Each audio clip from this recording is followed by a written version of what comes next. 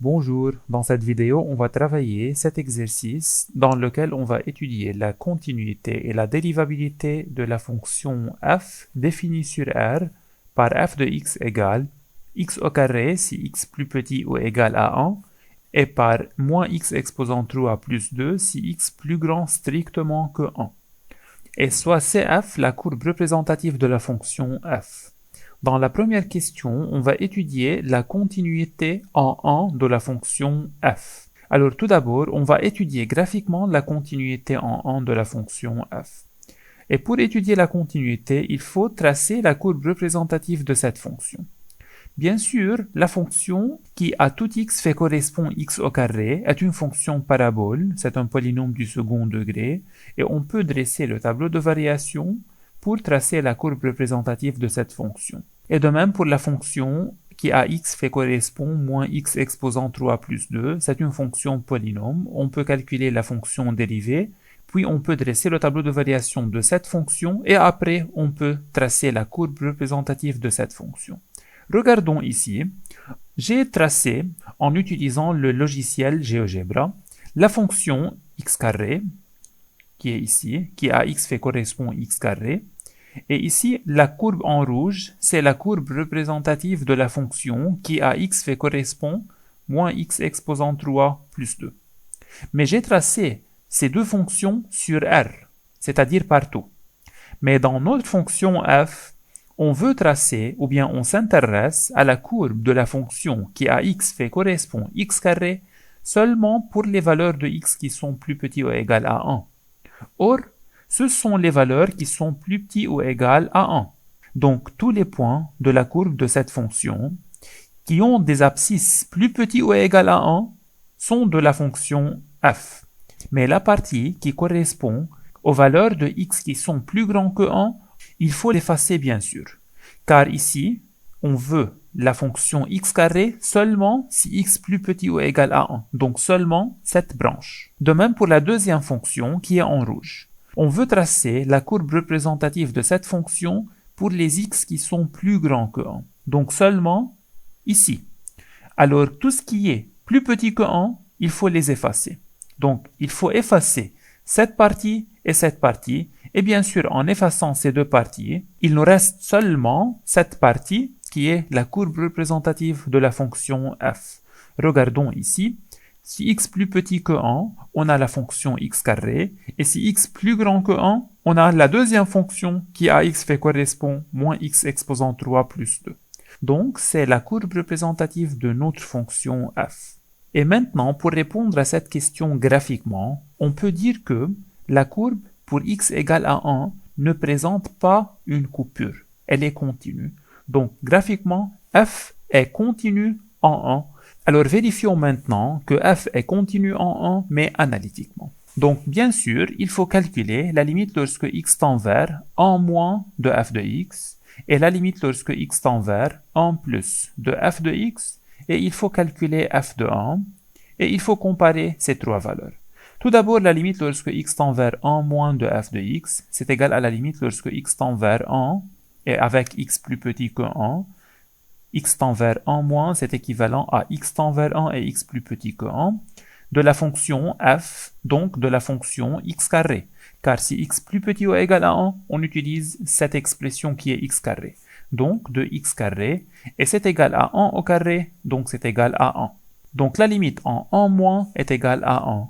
Et la limite en 1 plus, c'est égal à la limite lorsque x tend vers 1 avec x plus grand que 1, de la fonction moins x exposant 3 plus 2, car si x plus grand que 1, on utilise cette expression, donc de moins x exposant 3 plus 2, donc c'est égal, en remplaçant x par 1, à moins 1 exposant 3 plus 2, donc moins 1 plus 2, donc c'est égal à plus 1, et bien sûr f de 1, c'est égal à 1 au carré, car si x égale à 1, regardons ici, on a x plus petit ou égal à 1. C'est-à-dire si x égale à 1, on utilise aussi cette expression. Donc pour x égale à 1, c'est égal à 1 au carré, donc c'est égal à 1. Alors, la limite lorsque x tend vers 1 moins de f de x est égale à la limite lorsque x tend vers 1 plus de f de x, et c'est égal à f de 1 qui est égal à 1, Donc, on peut déduire que f est une fonction continue en 1. Donc, la première question est terminée et arrivons à la deuxième question. F est-elle dérivable en 1 justifié? Étudions la dérivabilité de f en 1 graphiquement tout d'abord.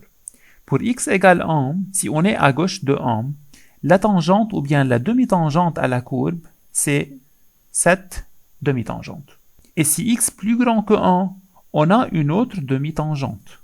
Donc, pour x égale à 1, la courbe admet deux demi-tangentes différentes, alors on peut déduire que la fonction f n'est pas dérivable en 1, et on peut dire aussi que la courbe, pour x égale à 1, admet un point anguleux. C'est un point anguleux qui est pour x égale à 1, donc la fonction n'est pas dérivable en 1. Donc, d'après l'étude graphique, f n'est pas dérivable en 1. Analytiquement, pour étudier la dérivabilité de f en 1, il faut calculer la dérivée à gauche et la dérivée à droite. Donc f' à gauche et f' à droite en 1. Et il faut comparer bien sûr ces deux valeurs. Tout d'abord, calculons f' à gauche de 1. C'est la limite lorsque x tend vers 1 moins de f de x moins f de 1 sur x moins 1. Et bien sûr, vous pouvez regarder cette vidéo contenant le cours complet du chapitre dérivabilité d'une fonction, qui contient aussi des exercices. Donc, calculons cette limite, c'est égal à la limite lorsque x tend vers 1 moins. La fonction f pour x plus petit que 1 est égale à x carré, donc on remplace f de x par x au carré, moins f de 1 c'est égal à 1. Toujours, f de 1 est égal à 1, donc moins 1 sur x moins 1. Si on remplace x par 1, car ici on calcule la limite en un nombre, on obtient au numérateur 0 et au dénominateur 0, et bien sûr c'est une forme indéterminée. Alors pour lever l'indétermination, il faut factoriser au numérateur. Regardons, on peut factoriser en utilisant l'identité remarquable a au carré moins b au carré. Donc c'est égal à la limite lorsque x tend vers 1 moins de x moins 1, facteur x plus 1 sur x moins 1. Et on peut simplifier bien sûr par x moins 1. Et il nous reste la limite lorsque x tend vers 1 moins de x plus 1. Et alors c'est égal à 1 plus 1, donc c'est égal à 2. Donc f' à gauche de 1 est égal à 2. Et bien sûr, graphiquement, c'est égal à la pente de la tangente à la courbe au point d'abscisse 1, mais à gauche de 1. Donc c'est la pente de cette tangente. Bien sûr, c'est clair que c'est une droite croissante. Sa pente est positive et c'est égal à 2. Donc calculons de même la limite lorsque x tend vers 1 plus de f de x moins f de 1 sur x moins 1. C'est égal à la limite lorsque x tend vers 1 plus de moins x exposant 3 plus 2 moins f de 1, donc moins 1, sur x moins 1. Alors c'est égal à la limite lorsque x tend vers 1 plus de moins x exposant 3 plus 1 sur x moins 1. Et c'est égal à 0, en remplaçant x par 1 bien sûr, on obtient au numérateur moins 1 à la puissance 3, donc moins 1 plus 1, donc 0, sur 0. Et c'est une forme indéterminée. Donc pour lever l'indétermination, bien sûr aussi, il faut factoriser au numérateur et simplifier. Regardons au numérateur, on a moins x exposant 3 plus 1. On peut écrire moins x exposant 3 plus 1 de cette manière. Ou bien, moins facteur x exposant 3 moins 1. Et comme ça, ici, on a la forme a exposant 3 moins b exposant 3. Et bien sûr, a exposant 3 moins b exposant 3 est égal à a moins b, facteur a2, plus ab, plus b2. Ou bien, on peut travailler d'une autre manière. Moins x exposant 3 plus 1, c'est égal à 1 moins x exposant 3. Et aussi, c'est de la forme a exposant 3 moins b exposant 3. Bien sûr, 1, c'est égal à 1 exposant 3. Donc, c'est de la forme a3 moins b3. Et on peut de même appliquer cette identité remarquable de degré 3. Donc, regardons, on peut dire que c'est égal à la limite lorsque x tend vers 1 plus. Si on veut travailler de la deuxième manière, par exemple, on écrit 1 moins x exposant 3 sur x moins 1. Alors, appliquons cette règle.